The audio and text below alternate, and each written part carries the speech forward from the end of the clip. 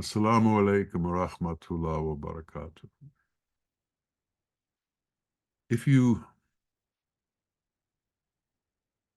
read almost any magazine or you watch television, you will see constant reminders that you need to take care of your health.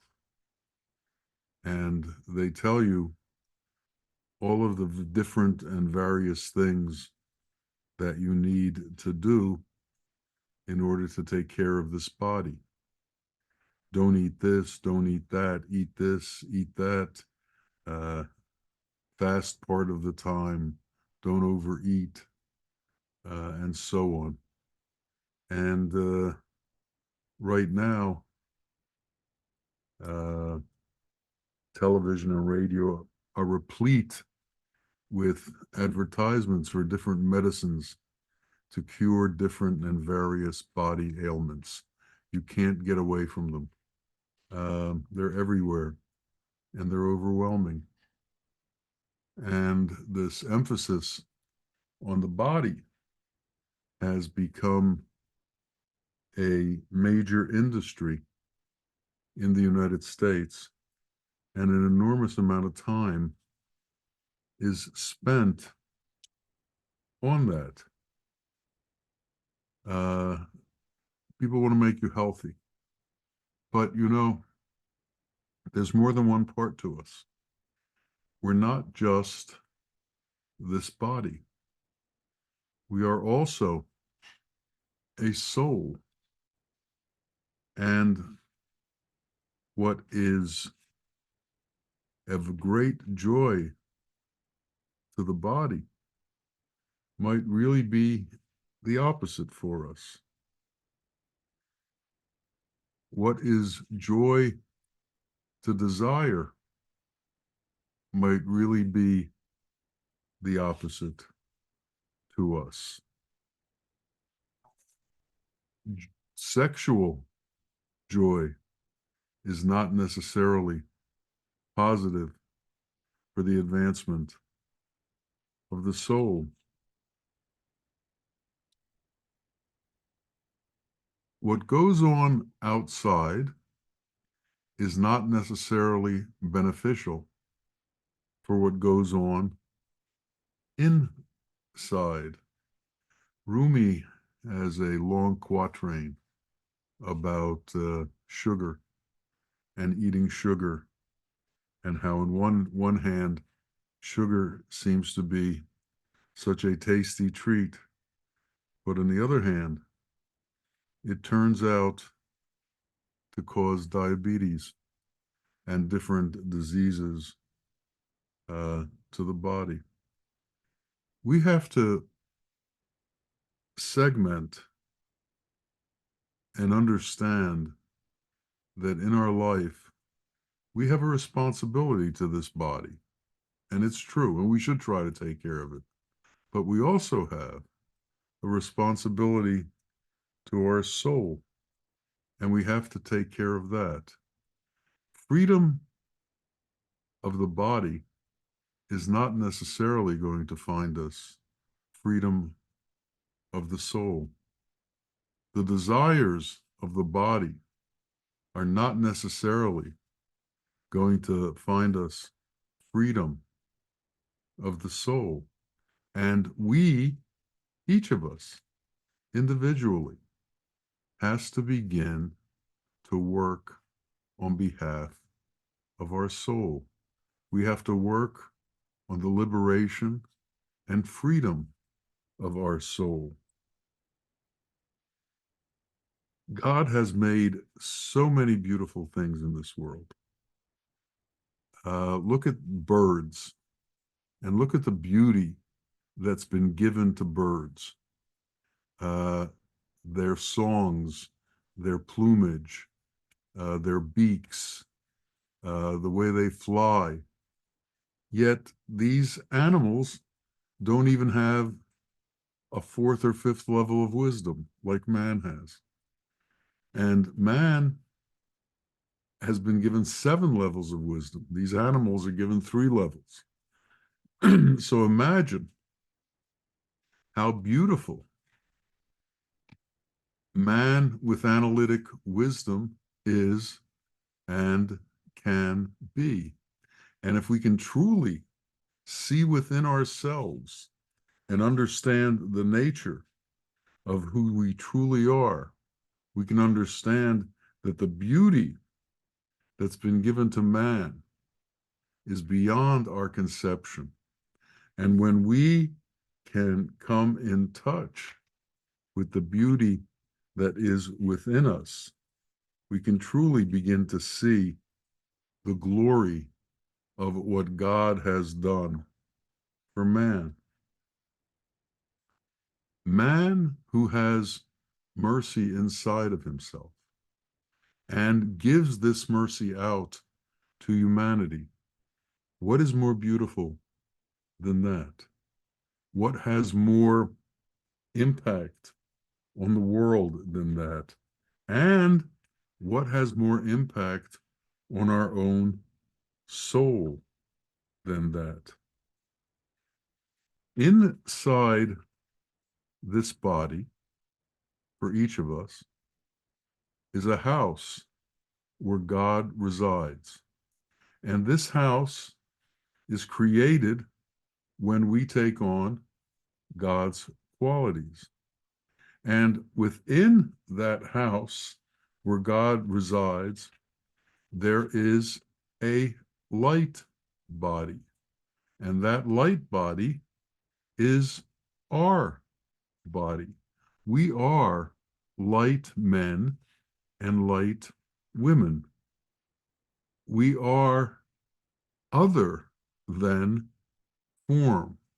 We see form, we react to form, we eat and we take medicines and we exercise, all on behalf of form. But we also have to work on that which is beyond form. And we are of two parts, the part that is form and the part that is not form. And we have to understand how that part that is not form works. We are creations of our God. Since we are his creations, we can be considered children of God. And as children of God, we must show our Father's qualities to the world, which means that we must find our Father's qualities, understand our Father's qualities, and understand the nature of our Father's qualities. We must understand his 99 names and his 3,000 gracious attributes. There is a divine essence that comes through these qualities. There's a divine music that comes through these qualities. We're busy in the world playing the music of the world. But to be able to bring freedom to the soul, we have to be able to sing the divine music. We have to bring the divine qualities into being. And we have to learn these divine qualities. To do this, we need an example of these divine qualities. And this is the reason that we need a teacher, so that we can see these divine qualities. God, in his mercy, has sent men into this world who are manifestations of the divine qualities. They are walking divine qualities. They are here as examples of what these divine qualities are and how, when they are manifest in the world, they act. And through watching the teacher Through being with the teacher, you pick up these divine qualities. Now, the interesting thing about these divine qualities is they aren't transferred through books and they aren't transferred by religions. They're transferred by being in the presence of those who carry them. And they are transferred through nearness. One of Allah's, God's miracles is that he has given the capacity to those who he has sent with these divine qualities to pass them on to others, to send a resonance from him through them to us. And then these qualities reverberate within us, become part of us, and then we can become ones who then spread these divine qualities onto others. There's so many different kinds of learning in this world. Each of us has gone to school, and depending on our inclination, depending on our circumstances, we've gotten so far through school. We may have gotten through high school, we may have gotten through grade school, we may have gotten a bachelor's degree in something, and some of us have gotten graduate degrees. And all of these were for basically one thing: to be able to make a living in this world, to be able to provide shelter, to be able to provide food, to be able to take care of our families. We've had this education, but this education is not the knowledge that liberates the soul. This is the knowledge that puts food on the table. And there's a difference between the knowledge that liberates the soul and jobs that put food on the table. They're not the same thing. We have to understand that we need wisdom. We need to go beyond that which is worldly knowledge.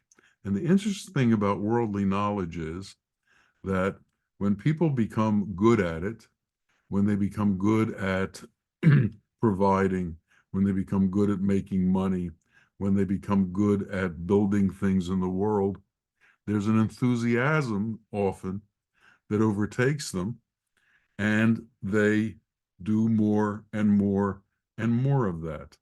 And for many people, their entire life is lived in pursuing these worldly pursuits to provide money and to provide care and to provide sustenance for their families. That becomes their life. They never take the time to look at themselves and find out who they truly are. They are constantly involved in the external world. And as long as we are involved merely in the external world, we will never come to know the truth about ourselves. There is an external world and there is an internal world.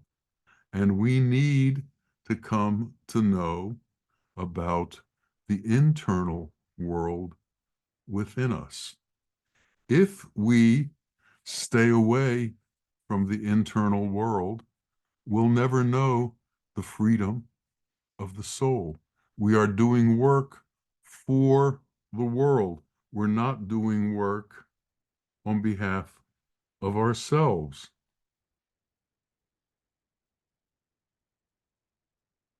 Everything in the world changes. Everything in the world has a time span. Everything in the world was created, and all that is created, all that comes into manifestation, also disappears. but we are believers. Believers that there is a power that exists, that has always been and always will be, that has no beginning and has no end. A power that is of such magnitude that no matter what you take from it, it is not diminished.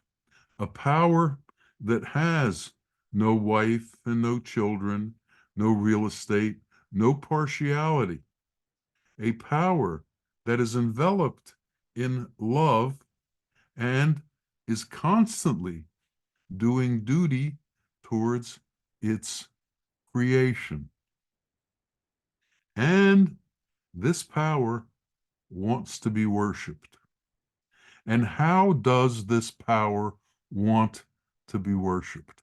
What is worship of this power? Becoming like that power is worshiping that power. So what is God saying unto you? Become like me. I am merciful. Become merciful. I am compassionate. Become compassionate. I am giving. Become giving. I am gracious. Become gracious. I am courageous. Be courageous. I am impartial towards all of my creation. Become impartial towards creation. Water turns into blood. Each of us has blood, and we develop connections through blood. We develop family connections. We develop national connections. We develop race connections. We develop religious connections. All of these are referred to as blood ties, the ties of our blood to specific forms of humanity. And so what we do when we develop these, we develop partialities and we develop differences. We develop subsets of people that we consider important and subsets of people we consider not important. We don't have a universal acceptance of all of existence. We don't understand unity because of our separations. We don't understand unity because of our differences. So we set ourselves aside, and we do it for so many different reasons. We do it to control property. We do it to control our own sense of self. We do it to control our egocentric needs. My religion is better than your religion.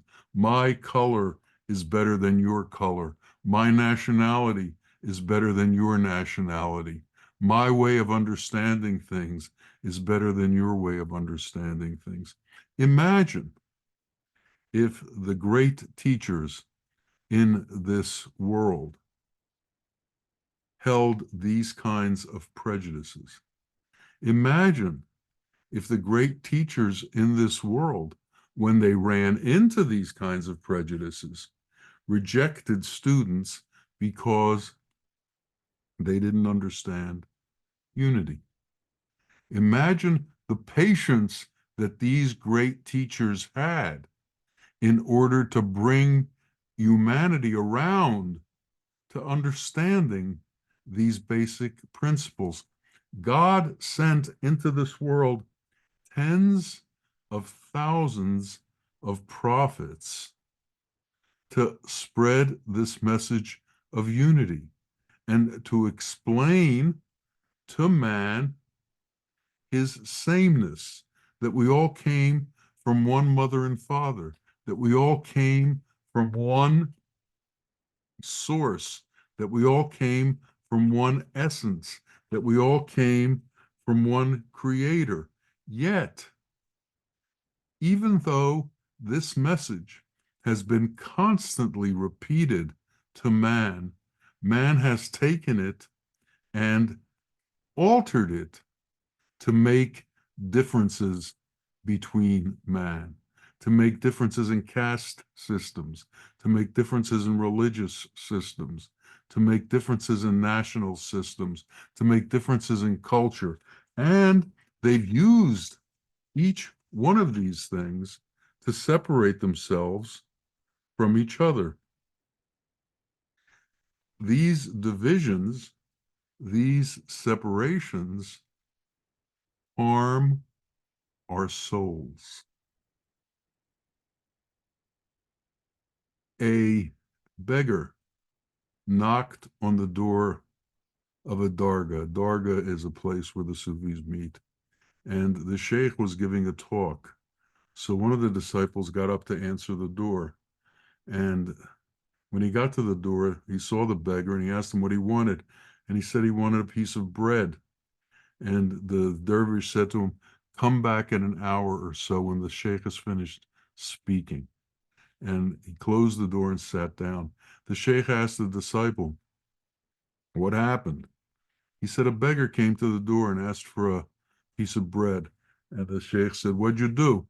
He said, "I told him to come back when you were done."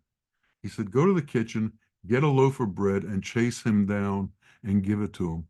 If God saw fit to give him a soul, who am I to deny him some bread?" Are we open enough? Are we expansive enough? Are we secure enough in ourself that we can include all of humanity with us? Can we understand that our God has created all of creation, not just sections of creation? How can it be that the monotheistic religions all claim that there is one God, yet the religions claim differences and separations from each other? How can that be? Well, the question is no longer how. The question is why is it? Because it certainly has happened. This is what's overwhelmed the world. This is what's overtaken the world. And now there are wars going on in various parts of the world, in Africa, in Asia, in parts of Europe. And many of these wars are simply because of religious differences. People wanting to express themselves towards the divine in different ways. And what's happened is the expression towards the divine has become less about understanding the divine and integrating with the divine, and it's become more about overriding other people's ideas of the divine and proclaiming our own ideas of the divine. And ideas have become more important than reality. Discussion has become more important than integration, bringing about a sense of transcendence has become less important than controlling other people to bring them into your fold, to have conversion into your fold. Um, a couple of years ago, I was invited to speak to a Hindu group, and their biggest issue at the time was that they were trying to outlaw the constant push to convert the Hindus to Christianity in India. And they wanted uh, explanations on why people needed to convert others and how to stop this constant attempt at conversion. In many parts of the world right now, converting others is more important than liberating your own soul. If your soul isn't liberated, how can you be of assistance to anybody else?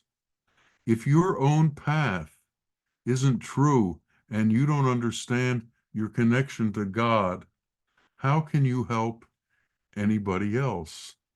All that you're able to do in these instances is read from books and try to convey a message that is limited in its scope, limited in its nature, because it comes down to adherence to rules and regulations as opposed to the being transcending its earthly bounds and its earthly connections and its earthly blood ties and connecting to the truth that is the ever-flowing spring of divinity that is constantly running through this world.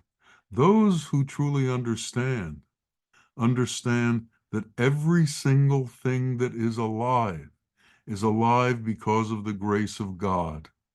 Every single piece of this world, everywhere, has God within it.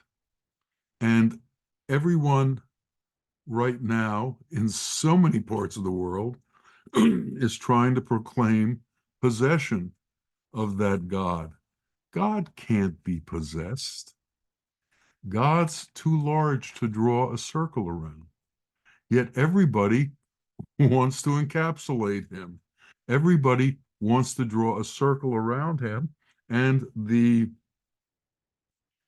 clerics within each religion want to tell you that the way through them, the way through to him is only through them. In my experience, I have found that the way through divinity is what I have been taught by my teacher, and that is to understand the qualities and to become the qualities. God is mercy. God is compassion. God is justice. God is love. And if you are not love, if you are not merciful, if you are not compassionate, that connection cannot be made. That connection between yourself and reality cannot be made. We are constantly singing the songs of the world. We are constantly dealing with form and giving obeisance to form and praising form and telling others how to act. Grow your beard this length, wear this kind of a costume, either shave your hair or grow your hair, wear this color clothing. This all has to do with form. God is beyond form. If we're truly going to become interconnected with God, we have to take those steps beyond form. He's a power that must be understood. He's a power without partiality. He's a power without wife or husband. He's a power without beginning or end. All of the things that we talk about in this world will disappear. Everything that's been manifested will disappear. We have to start to focus on those things that don't disappear. And until we can figure that out, we are not going to be able to liberate the soul. Bawa tells the story of the dog who's standing by the haystack and protects it. He won't let the cows get near the haystack, and the haystack doesn't do him any good either because he can't eat it. So this is the dilemma that so many men are in. We're protecting haystacks. It does us no good. And for the ones that it does good, we don't allow them to get near it. We need to back off. We need to learn how to detach from all of those things that we've picked up in this world that we hold as sacred and find out what is really sacred. And you can't find out what is really sacred as long as you have the prejudice of attachments clinging to you. And you have to know how to cut these attachments from yourself. It's like if you climb a tree and you want to cut some firewood, and you go out on a branch and you sit on the branch and cut, you're going to fall with the branch when it's cut. It's not going to do you any good. In the same way, if you try to cut these attachments with your mind, you're going to fall with them because your mind is connected to these attachments. So you're going to be trying to cut your attachments with something that is forming your attachments. So you have to find another place to cut them from. You have to cut them from faith. You have to cut them from wisdom. You have to cut them from an understanding that is outside of the attachment. So if you're attached to a religion, you can't cut your attachment to the religion with the religion. You have to get higher. You have to transcend. This word transcend is incredibly important to the growth of man. This word transcend means that somehow you have to be able to go beyond that which you have been stuck on for so many years. In my new book, it begins with a short poem, and it says, "Once I believed in this world and its hallucinating swirl as if it could feed me through all eternity. So many lies I've now discovered, but I have not yet recovered from all the lies that I have swallowed that are still hid inside of me." We are full of all of the prejudices of our mothers and our fathers and our friends and our teachers and our religions and our culture and our language and our color and all of the ways we are. This world right now is full of things they call identity politics. Everybody identifies with the things that they are like, and they want to push everything in that direction. The world is upside down. The world is trying to differentiate and make individual characteristics important as opposed to just doing away with individual characteristics and entering into an understanding that there is a unity that exists throughout creation, which unity is what it is that we have to understand and learn. When I met my sheikh, I had no idea of who he was or what was there. He was from a culture called Tamil Nadu. He had the color of the people who live in Tamil Nadu, and he spoke the language of Tamil. Yet, I was able to identify with him on an incredibly deep level instantaneously. And why was that? Because when he looked at me, he didn't see my culture. He didn't see my color. He didn't see my prejudices. He saw my essence. And his essence was so powerful that when I sat with him, I didn't see his color. I didn't see his race. I didn't see his language. I didn't see his culture. I didn't see any of those things. I felt his essence. Can we walk through our lives feeling the essence of other people, as opposed to all of what they've built up from the world over their years of existence? We need somehow to be able to see through those differences.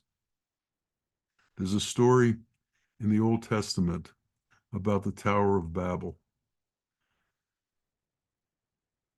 Men began to build a tower towards heaven, and they thought they would reach God by building this tower. And then God, in the midst of this construction, changed all their languages, and they no longer could communicate with each other. And this folly of building a tower to heaven stopped. Well, we're all in the midst of follies where we think we're going to build something through using that which is within the world, and you're not. You can't use form to reach God. You can't use form to understand God. You can't use form, the worldly things, in order to transcend the world to find God. You have to use that which is godly. You have to use that which is divine. And unless you can do that, we are stuck in repeating the same mistakes over and over and over again. We can't use that which is disappearing in order to find that which is eternal. We can't use that which dissipates in order to step into a spot that doesn't dissipate. We can't use the same tools we've always used that have gotten ill results and expect something different to happen. It's one of the definitions of insanity, doing the same thing over and over and over and expecting different results. The only way that we're going to find different results is to begin to concentrate on that which doesn't have a term limit, that which doesn't have death. Love doesn't die. Mercy doesn't die. Compassion doesn't die. Justice doesn't die. The qualities that are divine don't die. They are everlasting. And if we are to become everlasting, if we are to become eternal, if we are to enter the realm of the divine, we have to become divine. Sufism says only God can know God. Why? Because only God exists. There is a unity in existence. And if you could know God and not be God, there is no unity. So understand that your path only has one direction. Most of the religions call this attitude a heresy. They call this attitude contrary to the teachings. Sufism says it's the only truth. Everything else is untruth. And that's why the religions have gotten us to the place where they've gotten us in the world today. Conflict, strife, and war. Because at their essence, they are missing the reality of the fact that to become truth, we have to become divine. And to become divine, we have to give up that which is of the world. And that brings us to La ilaha illallah. That is the music that we need to proclaim into this world. And La ilaha illallah means I do not exist, only God exists. And when we say I do not exist, what we really mean is everything that we know doesn't exist. Only God exists. Everything we've experienced doesn't exist. Only God exists. All of our attachments don't really exist. Only God exists. Nothing that we see with these visual eyes or hear exists. Only God exists. And we have to be able to give up each of these things in order to find truth. Our interface with the world is through the mind. And until we bypass the mind, we can't find God. We can't find God through any of our interactions with form. We can't find God through any of our interactions with the world. We can't find God through any of our interactions with that which is impermanent. So we have to shift our emphasis towards that which is permanent, to that which doesn't disappear. So we have to become a benefit to others. We have to give up all of our self-centeredness. We have to give up ourself. Sufism is very simple. It just asks you to give up everything. And if we can do that, then we can find the glory. If we can do that, then we can find the grace. If we can do that, then we can find the effulgent nature of reality. But we're afraid of that because we can't see it until we're there. Is the caterpillar afraid of becoming a butterfly? Does he know anything about butterflies? What do we know about God? We know a little bit about the nature of his qualities, but we don't understand the significance of his overwhelming power. And the only way to find that is to go beyond where we've been. Nowhere where we've been has been there. And since we know that, why do we keep going to those same places? When will we conclude that we have to stop, submit, surrender, and give up this adherence to ourselves? We are our own enemy. As long as we hold on to who we are, we can't become what he is. There's no place for both of us. And this that we're holding on to is going to die. So if you want to come to that place which is eternal, and everybody's talking about heaven, nobody's going there, but everybody's talking about it. You have to give up everything that we know. And can you have the courage to take that leap? Can you have the courage to take that step? Can you have the courage to give up your personality, to give up the adherence to all of the things that you've swallowed through your whole life? Well, it's our prayer that we can. It's our prayer that we'll be able to understand. It's our prayer that God will help each of us understand the true way towards him, what's called the straight path, the path beyond religion, the path beyond worldly understanding, the path of divinity that is only known by the divine. So may all of us step into the realm of divine and become that which is our Creator. May He make space for us to intermingle within Him.